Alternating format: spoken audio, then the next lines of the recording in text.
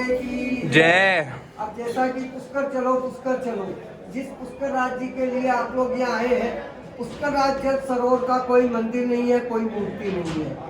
जैसा अपना भारत देश के अंदर जितनी भी पवित्र नदियाँ या पवित्र स्थान बने, जैसे गंगा हरिद्वार है, गंगोत्री, जमुनोत्री, ऋषिकेश, बद्रीनाथ, केदारनाथ है, वैसे पुष्कर सरोवर का पावन और पवित्र जल है। पुष्प नाम है फूल का और कर नाम है भगवान ब्रह्मा जी के हाथ का। इन दोनों का संस्कृत में संधि विच्छेद करने से बना पुष्कर, तो जल सरोवर का नाम पड़ा पुष्कर। जल सरोवर के चारों में जो गांव नगर बसा, इसका नाम पड़ा पुष्कर। अब पुष्कर क्यों आते, किस काम के लिए आते? अपने हिंदू धर्म के अंदर 3 देवता सबसे बड़े माने गए हैं, ब्रह्मा, विष्णु और महेश। और वैसे अपने हिंदू धर्म में 33 करोड़ देवी देवता है, लेकिन सबसे बड़े और प्रमुख 3 देवता माने गए। तो विष्णु का धाम तो बना गया गंगा, गया जी। शिव का धाम बना काशी, बनारस। और पुष्कर राज बना जगत पिता ब्रह्मा का धाम पुष्कर। तो धर्मस्य धर्म रूपेण ब्रह्म रूपेण पुष्करे। ब्रह्मा का जो असली रूप है, असली स्वरूप है, वो ये जल रूप पुष्कर राज है। अब पुष्कर क्यों आते, किस काम के लिए आते? जब विष्णु का धाम गया और शिव का धाम काशी बना, और जब मृत्यु लोक में जगत पिता ब्रह्मा का कहीं तीर्थ नहीं बना, तो भगवान ब्रह्मा जी गए विष्णु भगवान के पास, बोले अगर मेरा कहीं तीर्थ नहीं बनेगा तो कौन मेरे तीर्थ पे आएगा, कौन मेरे तीर्थ का मान करेगा? तो मेरा भी कहीं तीर्थ बनना चाहिए।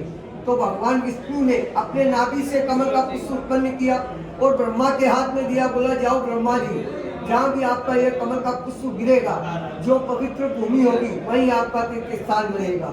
तो ब्रह्मा जी वो कमल का पुष्प लेके पूरे ब्रह्मांड के 3 चक्कर लगाते हुए वो कमल का पुष्प ये जल सरोवर के बीच में जो छतरी दिख रहा है ना, यहाँ के पुष्प गिरने से 7 पाताल छेदन होके नीचे जमीन में से जल उत्पन्न हुआ, जिसका नाम हुआ पुष्कर।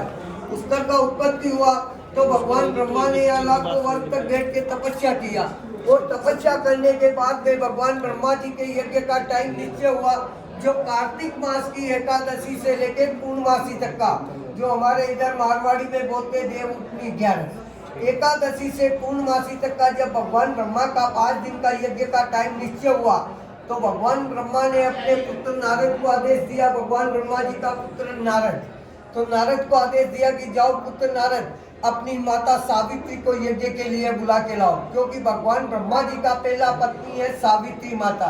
यही सावित्री माता कलकत्ता के अंदर काली माता के नाम से जानी जाती है, और मुंबई में इसको मुम्बा देवी के नाम से जाना जाता है। तो जब नारद जी जाते अपनी माता सावित्री को यज्ञ में बुलाने के लिए, रास्ते में जाते हुए नारद जी के मन में ख्याल आता है कि मैंने संसार के अंदर सब में झगड़ा कराया, देवताओं को लड़ाया, राक्षसों को लड़ाया, लेकिन अपने स्वयं के माता और पिता को आपस में लड़ते झगड़ते नहीं देखा। और आज अगर मैं माता और पिता में झगड़ा नहीं कराऊंगा तो मुझे देवलोक में कौन याद करेगा, मुझे कौन पूछेगा? अभी अपने में भी होता है, कोई आदमी इधर की बात उधर करता है तो अपन बोलते रही ये नारद है, लड़ाने का काम करता है। तो नारद का काम था झगड़ा कराने का। तो नारद जी जाते अपनी माता सावित्री को यज्ञ के लिए बुलाने के लिए।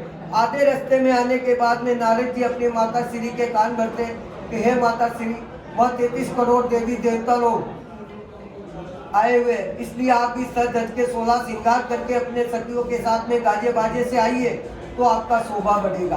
तो सावित्री माता आधे रास्ते से अपने कक्ष को लौट जाती है, और 16 श्रृंगार करने में सावित्री माता को थोड़ा टाइम लग जाता है। तो इधर भगवान ब्रह्मा जी का यज्ञ का टाइम निकलना जा रहा था, तो भगवान ब्रह्मा ने क्रोध में आके अपने द्वारपाल इंद्र को आदेश दिया। भगवान ब्रह्मा जी के 2 बॉडीगार्ड है, सूर्यपति इंद्र और धनपति कुबेर। धनपति कुबेर जो धन के राजा, और इंद्र देवता जो देवताओं के राजा। तो इंद्र देवता को आदेश देते कि जाओ इंद्र देवता, पृथ्वी लोक के 100 पतंग कोई भी कंवारी कन्या दिखे उसको ले आओ, क्योंकि यज्ञ का टाइम निकला जा रहा था।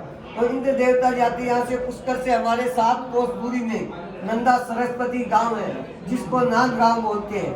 वहाँ से एक ग्वालन जाति का कन्या, जो हमारे इधर गुर्जर जाति की बोलते हैं, जो दूध दही वगैरह बेचते हैं ना, वो ग्वालन जाति की कन्या को छल और कपट से इंद्र भगवान लाते यज्ञ पे खड़ा करते थे।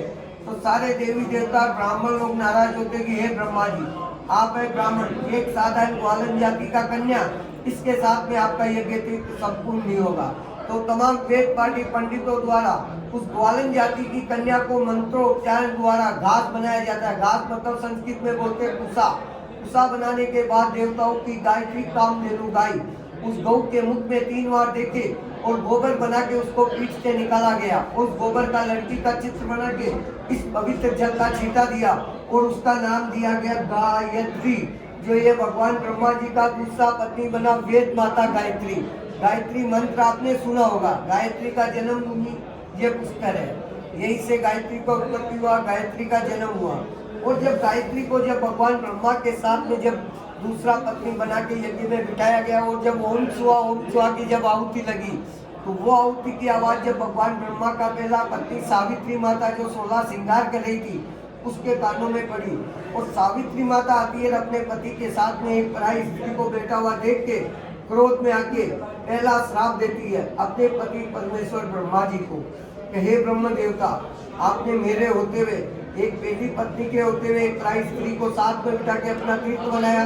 जाओ, मैं आपको श्राप देती हूँ कि पूरे संसार भर में पूरी धरती पे आपका कहीं भी मंदिर मूर्ति नहीं होगा, और अगर कहीं भी आपका मंदिर मूर्ति होगा तो भी आपका मंदिर मूर्ति का कोई भी घर गृहस्थी परिवार बाल बच्चे वाले पूजा अर्चना फूल प्रसाद वगैरह नहीं चढ़ाएंगे। अपने हिंदू धर्म में 33 करोड़ देवी देवता है। हर देवी देवता का उत्सव आता है, त्योहार आता है, जैसे दीपावली आती है, लक्ष्मी पूजा करते हैं, शिवरात्रि आती है, शिव जी को मनाते हैं, नौरता आती है, माई जी को मनाते हैं, हनुमान जयंती आती है, हनुमान जी को मनाते हैं। लेकिन ब्रह्मा जी जिन्होंने ये पूरी सृष्टि बनाई है वो समस्त देवी देवताओं में श्रेष्ठ माने जाते हैं, फिर भी भगवान ब्रह्मा जी का कोई तिथि कोई त्योहार नहीं आता है। और ना ही आपको भगवान ब्रह्मा जी का कहीं भी पूरे वर्ल्ड में कहीं भी मंदिर मूर्ति मिलेगा।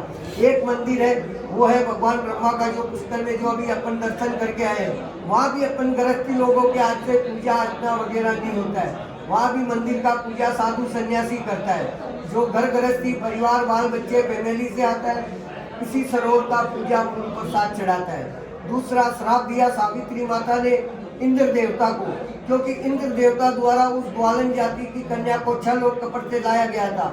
इंद्र देवता को यह श्राप दिया गया है, इंद्र देवता मैं आपको श्राप देती हूँ कि आप बरसोगे तो भी लोग आपको गाली देंगे और नहीं बरसोगे तो भी आपको गाली देंगे।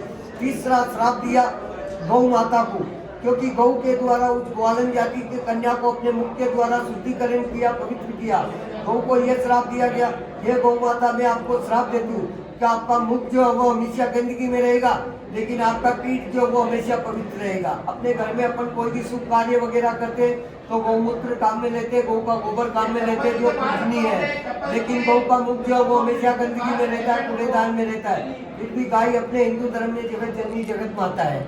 चौथा श्राप दिया अग्नि देवता को, क्योंकि अग्नि के सामने बैठ के भगवान ब्रह्मा ने यह किया हवन पूजा किया था। अग्नि को यह श्राप दिया गया, हे अग्नि देवता मैं आपको श्राप देती हूँ कि आप लोगों के पैरों में आओगे, आपका तिरस्कार होगा, आपका अपमान होगा।